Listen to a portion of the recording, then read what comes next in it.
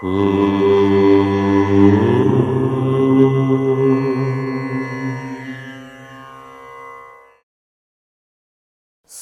మహాగణాధిపతయే నమః. శ్రీమాత్రే నమః. శ్రీపాదవల్లభదత్తాత్రేయ సద్గురు పరబ్రహ్మణే నమః. మాలాం కుంఢీం చ డమరుం శూలం శంఖం సుదర్శనం దధానం భక్తవరదం దత్తాత్రేయం నమామ్యహం. స్వధర్మ టీవీకి స్వాగతం. దక్షిణాంనాయ శృంగేరి శారదాపీఠాధీశ్వరులు జగద్గురువులు శ్రీ శ్రీ శ్రీ భారతీ తీర్థ మహాస్వాముల వారు శ్రీ శ్రీ శ్రీ విధుశేఖర భారతి మహాస్వాముల వారి దివ్య చరణాబ్జములకు అనంతకోటి సాష్టాంగ ప్రణామములు సమర్పణం చేస్తూ అస్మత్ గురుచరణారవిందాభ్యాం నమో నమః. ధర్మపురి లక్ష్మీ నృసింహ పరబ్రహ్మణే నమో నమః. గురుచరిత్ర పారాయణ ప్రవచన యజ్ఞంలో భాగంగా ఈరోజు గురువారం మరి 36వ అధ్యాయాన్ని మనం ఈరోజు పారాయణం చేసుకోబోతున్నాం. నామధారకుడు అడుగుతూ ఉన్నాడు, ఏమని అంటే, స్వామి, గురుచరిత్ర అనేటువంటి గ్రంథము, గురుకథామృతము అనేటువంటిది ఎన్నో అద్భుతమైనటువంటి విషయాలను నాకు బోధిస్తూ ఉన్నది. అయినప్పటికీ నా మనస్సుకు తృప్తి కలగటం లేదు స్వామి, ఇంకా వినాలి, గురు కథలు అనేటువంటివి ఇంకా వినాలి అన్నటువంటి కుతూహలం నాకు కలుగుతూ ఉన్నది, ఇంకా చెప్పండి స్వామి అని నామధారకుడు ఎంతో శ్రద్ధగా అడిగితే దానికి సిద్ధమహాముని చెబుతూ ఉన్నాడు. అది ఈ 36వ అధ్యాయంలో ఈరోజు మనం పారాయణం చేసుకోబోతున్నాం. ఈరోజు చెప్పుకోబోయేటువంటి అధ్యాయం చాలా బాగుంటుంది. ఎందుకంటే బాగుండడం అంటే భోజనానికి సంబంధమైనటువంటి అంశం తెలుస్తుంది. సాధారణంగా కలియుగంలో మనిషికి అన్నింటికంటే బలహీనత ఎక్కడ అంటే నాలుక మీద ఉంటుంది. ఏదైతే తినకూడని పదార్థం ఉంటుందో దాని మీదకే మనస్సు వెళ్తుంది. ఏదైతే మనను ఇబ్బందికి గురి చేస్తుందో దానిపైకే వెళ్తుంది.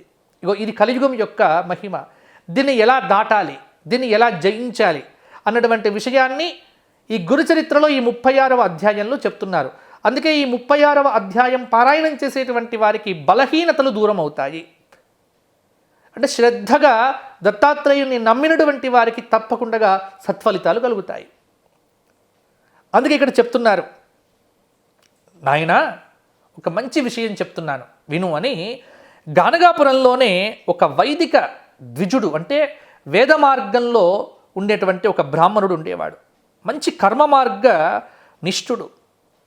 ఆ ద్విజుడు ఏం చేస్తాడు, ఎవరి నుండి ఏమి గ్రహించడు, ఎవరు ఏది ఇచ్చినా తీసుకోడు. మిథ్యానవక్తి మౌనీవ ప్రతివాదం కరోతినో. పరాన్నము భుజించడు, అబద్ధాలు చెప్పడు, ఎప్పుడు మౌనంగా ఉంటాడు. ఎవరన్నా వాదం చేస్తే వారి జోలికి వెళ్ళడు. ప్రతిదినము ఎవరి ఇంటికైనా వెళ్ళి కొద్ది ధాన్యమును యాచించి సంతోషంగా జీవితాన్ని గడుపుతూ ఉండేవాడు. అయితే ఇదంతా అతడి భార్యకు ఇష్టం లేదు. ఆవిడ ఈదృశం తం న సహే అస్య లలనా కోప ఆనన. ఎప్పుడూ కోపంతో ఉండేది ఆవిడ. ఎందుకంటే భర్త చేసేటువంటి పని ఏ ఒక్కటి ఈవిడకు ఇష్టం కాదు. ప్రతిరోజు వాదం పెట్టుకునేది. ఎందుకు అంటే ఈ బ్రాహ్మణుడు యాయవార వృత్తి చేత జీవించటము యందు ఆసక్తి కలిగి ఉన్నాడు.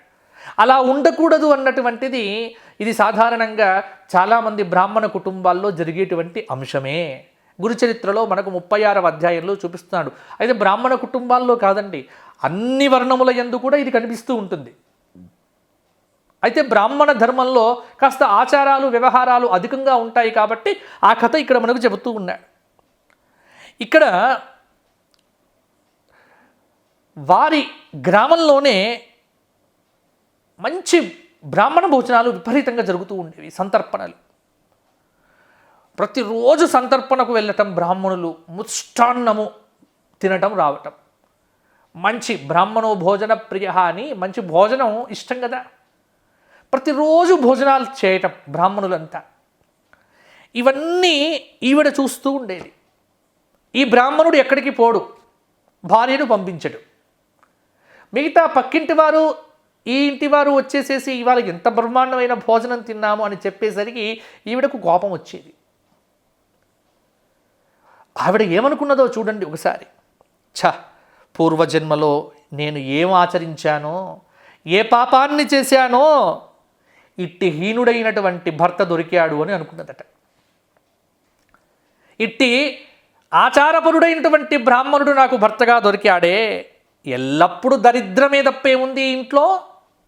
ఇతను ఎవరికి పెట్టడు, ఎవరి దగ్గరికి వెళ్ళడు, ఎవరిని అడగడు, వెళ్దామంటే ఒప్పుకోడు. కానీ ఈ పక్కంటి వారు కానీ ఆ బ్రాహ్మణ స్త్రీలు ఎంత అదృష్టవంతులు. వారి వారి భర్తలతో రోజు భోజనాలకు వెళ్తున్నారు, రోజు మంచి మృష్టాన్న భోజనాలు చేస్తూ ఉన్నారు. ఈ అదృష్టము లేని దానను నారాయణ అని ఇలా విపరీతంగా దుఃఖపడుతూ ఉండేది. ఒకరోజు ఒక మహాధనికుడైనటువంటి బ్రాహ్మణుడు ఈ బ్రాహ్మణుని ఇంటికి వచ్చి భోజనానికి పిలిచాడు. ఆవిడకు చాలా సంతోషం కలిగింది. ఏమండి ఈరోజు భోజనానికి వెళ్దామా?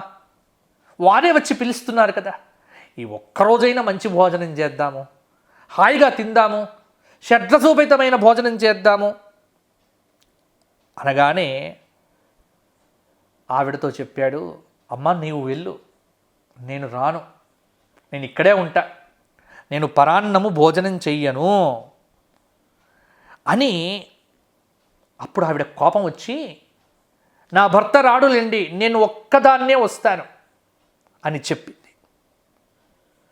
అప్పుడు దానికి అతడేమన్నాడు, మీరు ఒక్కరు వస్తే కుదరదండి, నేను భార్యాభర్తల ఇద్దరిని అర్చించాలి అనుకున్నాను, నీ పతి వస్తే నువ్వు రావచ్చు అని కండిషన్ పెట్టాడు, నియమం పెట్టాడు. వెంటనే నా ప్రారబ్ధ కర్మ ఏం చెప్పాలి, ఇతడా రాడు, మీరేమో నేనొస్తా అంటే వద్దంటారు, నేనెంతటి అదృష్టహీనురాలని, స్వప్నంలో కూడా నాకు మృష్టాన్న భోజనం లేదు కదా అని యోచించి ఈ గానగాపురంలో ఆవిడ కోపంతో నరసింహ సరస్వతి స్వామివారి దగ్గరికి పరిగెత్తింది. ఆ నరసింహ సరస్వతి స్వామివారికి నమస్కారం చేసి, స్వామి నాకు మీరే మంచి చెయ్యాలి, ఏం కావాలమ్మా అని అడిగాడు ఆయన. ఏమీ లేదు స్వామి, ఇంతవరకు మృష్టాన్న భోజనం ఎప్పుడూ చెయ్యలేదు, ఈరోజు మంచి భోజనం పెడతామని దంపతి భోజనానికి పిలిస్తే నా భర్త రాడు అంటున్నాడు, నా భర్త ఎప్పుడు పరాన్నాన్ని భుజించడం, నేనేం చెయ్యాలి, నా యందు దయ ఉంచి నా పతి ఆ భోజనానికి పంపు, మీరు చెబితే వింటాడు నా భర్త. వెంటనే గురువు నవ్వుతూ నరసింహ సరస్వతి స్వామివారు భర్తను పిలిచి, ఏమయ్యా బ్రాహ్మణ, వెళ్ళొచ్చు కదా, భార్య కోరుతోంది కదా, ఏమవుతుంది వెళ్తే, వెళ్ళండి. ఓ పాపరహితుడా, భర్త భార్య వాసనాపూర్వకమైనటువంటి కోరికలు ఏవైతే ఉన్నాయో అవి పూర్తి చెయ్యాలి. కులస్త్రీ మనస్సును ఎప్పుడూ దుఃఖాన్ని ఇవ్వకూడదు. ఎంత మంచి చూడండి, భార్య ఒక చిన్న కోరిక కోరితే తీర్చడం తప్పేమి కాదు, మాటి మాటికి అదే కోరిక తీర్చమంటే కష్టమవుతుంది, ఎప్పుడో ఒకప్పుడు అంటే సరిపోతుంది. అందుకే అన్నాడు, ఏమయ్యా ఆ కోరిక తీర్చవయ్యా. స్వామి నేను పరాన్నాన్ని భుజించను కదా అని ఈ బ్రాహ్మణుడు అన్నాడు. అయితే గురువాక్యమును ఎవడైతే వినడో వాడు రౌరవ నరకంలో పడతాడు, కాబట్టి మీరు చెప్పారు కాబట్టి నేను భోజనానికి వెళ్తాను అన్నాడు. ఈవిడ మహదానందపడ్డది, చాలా సంతోషాన్ని పొందింది. వెంటనే ఇద్దరు భోజనానికి వెళ్ళారు. ఈవిడ చాలా ఆనందపడ్డది, అబ్బా ఎంత అదృష్టం నాది, వాళ్ళ నరసింహ సరస్వతి స్వామి వారు చెబితే నా భర్త భోజనానికి వెళ్ళమన్నాడు, ఇద్దరం కలిసి వచ్చాము అని వారు వెళ్ళారు. సహపంక్తి భోజనాలు మొదలయ్యాయి. భోజనం మొదలైన తరువాత ఈ బ్రాహ్మణ స్త్రీ నోట్లో పెట్టుకుందాము అని ముద్ద తీసి నోట్లో పెట్టుకోబోతూ ఒక వింతను చూచింది. ఆ వింత ఏమిటి అంటే, బ్రాహ్మణీ భుక్తి సమయే విపరీతం దదర్శస పంక్త్యాంచ భోజనాగారే సహాశ్నంతి శ్వసూకరాః. ఒక వింతను చూసింది. చాలామంది బ్రాహ్మణులంతా కూర్చున్నారు. కానీ ఎలా కనిపిస్తున్నారు అంటే ఈవిడ నోట్లో పెట్టుకోబోతూ ఉంటే తన పక్కకే కుక్కలు పందులు అన్నీ తింటున్నట్టుగా కనిపిస్తూ ఉన్నాయి. ఈవిడ మళ్ళా కళ్ళన్ని కడుక్కొని చూచింది. వెంటనే భోజన పాత్రను వదిలి ఆవిడ లేచి కుక్కలు పందులు ఎంగిలి చేసినటువంటి అపవిత్రమైనటువంటి అన్నాన్ని ఎలా తింటున్నారు అని అరుస్తూ ఉన్నది. తన భార్యను చూచి అన్నాడు భర్త, చూచావా, నీ వల్ల నా అదృష్టం ఈ విధంగా భగ్నమైంది. పరాన్నమును విడిచిపెట్టినప్పటికీ కుక్క ఇంగిలి తింటిని కదా. ఆ తర్వాత కోప్పడి భార్యను తీసుకొని గురువుగారి దగ్గరికి వెళ్ళాడు. అప్పుడు బ్రాహ్మణ స్త్రీతో గురుదేవులు చెప్పారు, అమ్మా, పరాన్నస్య సుఖం త్వయ పీడితోస్తి సదానాథః ఫలితః అద్య మనోరథః. అమ్మా, పరాన్నము యొక్క సుఖాన్ని ఇప్పుడు నీవు కల్లారా చూచావా తల్లి? ఎల్లప్పుడూ భర్తను పీడించావు కదా, చూచావా ఏం జరిగిందో? వెంటనే ఆవిడ కన్నీళ్లు కారుస్తూ స్వామి పాదాల మీద పడి నమస్కారం చేసి, స్వామి నా అపరాధాన్ని మన్నించండి, నేను మందబుద్ధిని, లోభిని, భర్తను బలాత్కారంగా ఈ విధంగా ఆచారహీనమైనటువంటి పని యందు ప్రేరేపణ చేశాను. అప్పుడు స్వామిని అడిగాట ఈ బ్రాహ్మణుడు, స్వామి ఇప్పుడు నన్ను ఏం చెయ్యమంటారు? పరాన్నం నగ్యామి ఇత్యేవం సంకల్పితంతు తత్ భగ్నం మే కృత్యయా ద్వేష్ట్రా బహుదోషాశ్చ కారితాః. నేను నా నియమాన్ని ఉల్లంఘించాను కాబట్టి ఇప్పుడు నేను ఏం చెయ్యాలో నాకు సెలవివ్వండి అన్నారు.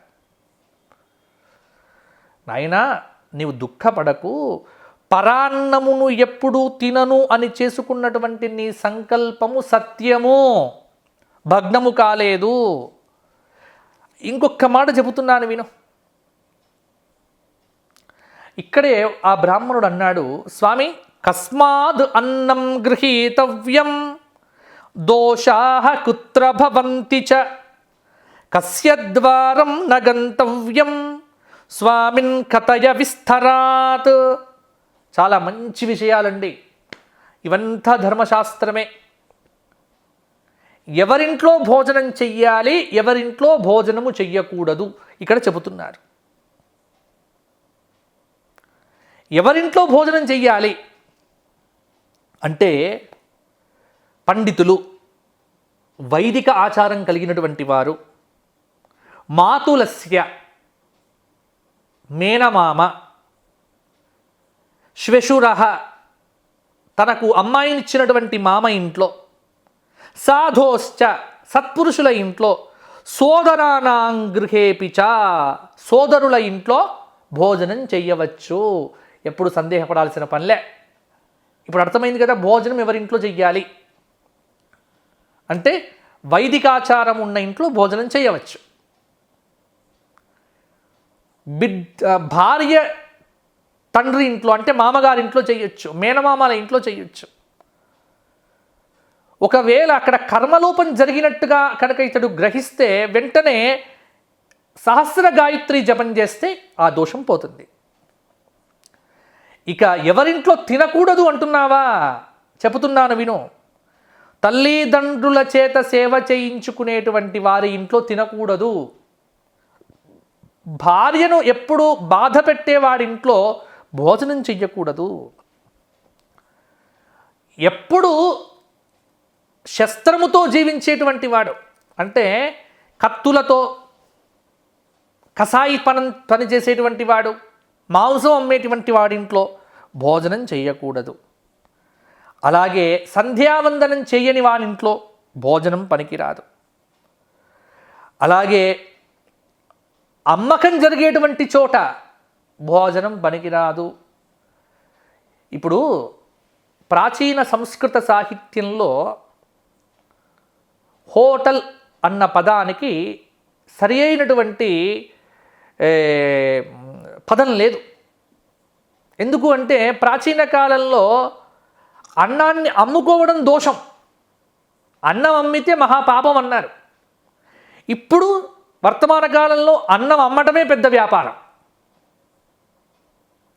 అందుకే ప్రాచీన సంస్కృతంలో లేదు కానీ వ్యవహార సంస్కృతంలో పెట్టేశారు అట్టశూలాహ.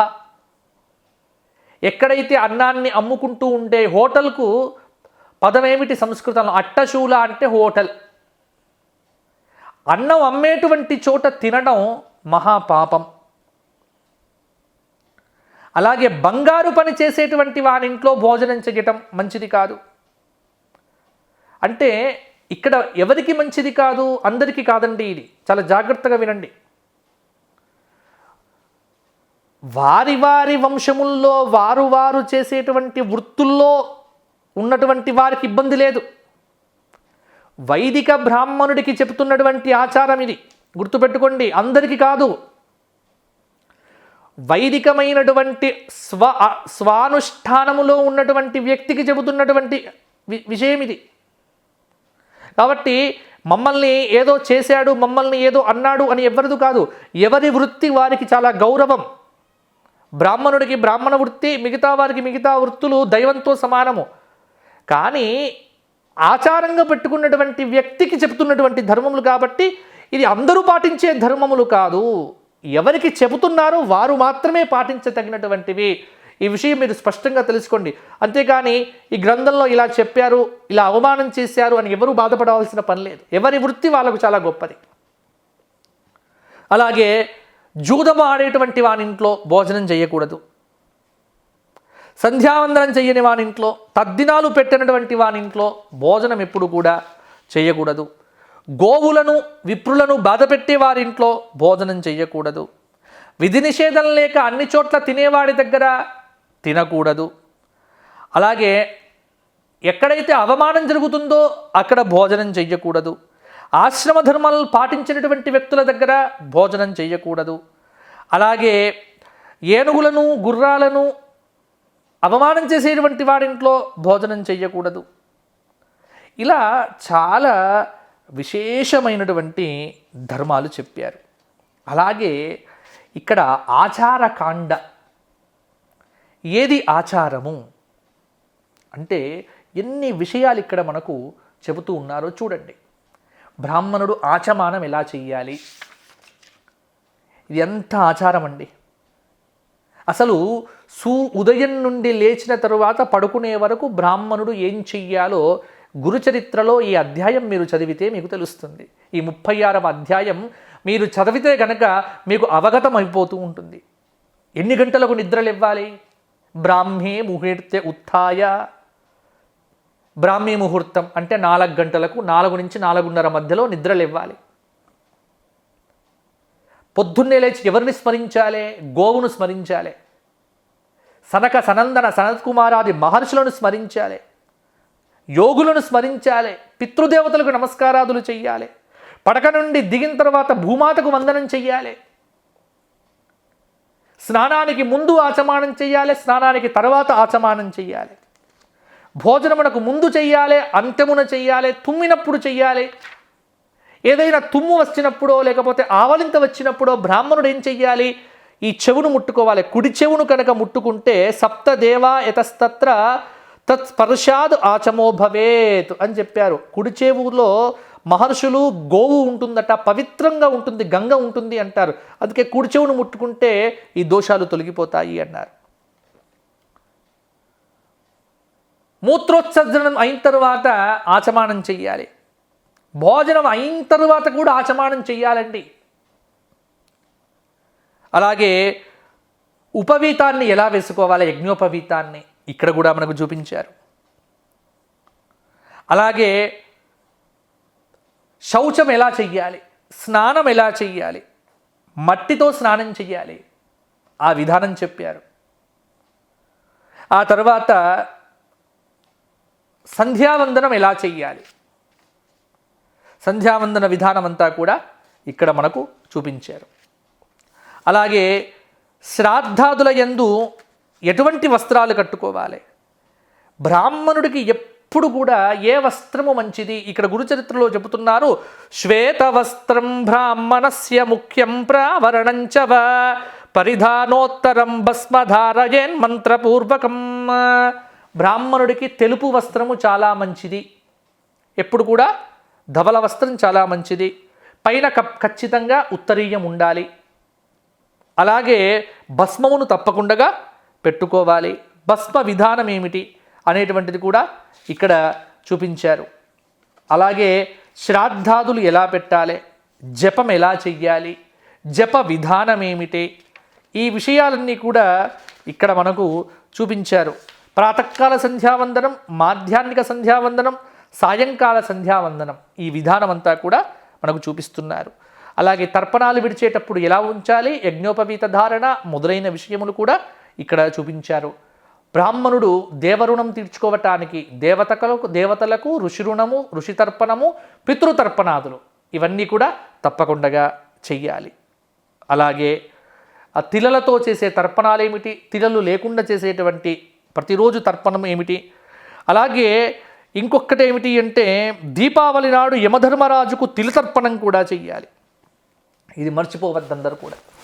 దీపావళి రోజున యమాయ ధర్మరాజాయ మృత్యవేష అంతకాయ చ వైవస్వతాయ కాలాయ సర్వభూతక్షయాయ చ ఔదుంబరాయ దధ్నాయ నీలాయ పరమేష్ఠినే వృకోదరాయ చిత్రాయ చిత్రగుప్తాయ తే నమః. యముడు, ధర్మరాజు, మృత్యువు, అంతకుడు, వైవస్వతుడు, కాలుడు, సర్వభూతక్షయుడు, ఔదంబరుడు, దధ్నుడు, నీలుడు, పరమేష్ఠి, వృకోదరుడు, చిత్రుడు, చిత్రగుప్తుడు అన్నటువంటి పేర్లతో యమధర్మరాజుకు దీపావళి నాడు తర్పణం చెయ్యాలి. దీన్ని యమతర్పణము అంటారు. ఇది చాలా విశేషమైనటువంటి ఫలితము ఇస్తుంది. ఇలా చేసినటువంటి వాడి పీడ పాపమంతా కూడా తొలగిపోతాయి. అలాగే శనిపీడ మొదలైనటువంటివన్నీ కూడా తొలగిపోతాయి. మాఘశుద్ధ అష్టమి నాడు భీష్ముడికి తర్పణం చెయ్యాలి. తద్వారా ఒక సంవత్సర పాపమంతా కూడా తొలగిపోతుంది. ప్రతిరోజు బ్రహ్మయజ్ఞము చెయ్యాలి, తర్పణాదులు చెయ్యాలి. మాధ్యాహ్నిక సంధ్యయందు సూర్యుడికి అర్ఘ్యప్రదానము చెయ్యాలి. ఇలా ఏవం సత్కర్మయోగం సశ్రీ గురుర్నామధారకం కథయామాస విప్రాయ మయా వ్యుక్త స ఏవతే. ఇది సత్కర్మ అనుష్ఠాన ధర్మ సంగ్రహం. ఈ అధ్యాయం అంతా కూడా. అంటే నేను మీకు చాలా విషయాలు చెప్పలేదు, ఎందుకంటే ఆ విషయాలు చెబితే ఇప్పుడు చాలా సుదీర్ఘం అవుతుంది. ఎందుకంటే మనం సారభూతంగా చెప్పుకుంటున్నాం గురుచరిత్ర. ఆచారానికి సంబంధమైనటువంటి వ్యవహారాదులు మళ్ళా చెప్పుకున్నప్పుడు చాలా విస్తృతంగా చెప్పుకునే ప్రయత్నం చేద్దాము. ఇప్పుడు అధ్యాయ పారాయణం కాబట్టి మీకు టూకీగా కొన్ని విషయాలు కూడా మీకు మనవి చేశాను. కాబట్టి ఎప్పుడైనా మీకు ధర్మశాస్త్రానికి సంబంధమైనటువంటి విషయాలు తెలియాలి అంటే మీరు గురుచరిత్రలో 36వ అధ్యాయాన్ని పారాయణం చేయండి, సరిపోతుంది, మీకు తెలిసిపోతాయి. వైదిక ధర్మాన్ని ఆచరించేటువంటి బ్రాహ్మణుడు తప్పకుండా చదవాలి ఈ 36వ అధ్యాయం. అంత సత్కర్మ అనుష్ఠాన విధి దీంట్లో స్పష్టంగా చెప్పారు. కాబట్టి ఇది చాలా అద్భుతమైనటువంటి అధ్యాయము. ఈ అధ్యాయ పారాయణం అనేటువంటిది సత్కర్మ అనుష్ఠాన ఫలితాన్ని మనకు అందిస్తుంది. మరి 37వ అధ్యాయంలో ఉన్నటువంటి విశేషాంశములు ఏమిటో మరలా 37వ అధ్యాయ పారాయణంలో మనం చెప్పుకుందాము. సర్వం శ్రీపాద శ్రీవల్లభ దత్తాత్రేయ సద్గురు దివ్య చరణారవిందార్పణమస్తు.